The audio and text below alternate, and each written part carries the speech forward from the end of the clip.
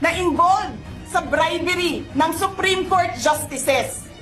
May video, may kaso, may witnesses. Hindi mo tinanggal yung speaker mo. Pinabayaan mo siya abusuhin ang pera ng bayan. Paikot-ikot sa buong bansa, namimigay ng pera na para bang kanya. Eh di ba nga, lagi niyo sinasabi separation of powers? Anong trabaho ng legislative branch? Gumawa ng batas. Anong ginagawa ni Martin Romualdez? Nagdidirect ng DSWD, namimigay ng ayuda, nagsasabi kung anong ibibigay, anong gagawin, sino ba ang presidente dito? Alam nyo, alam namin, mali ang ginagawa ninyo.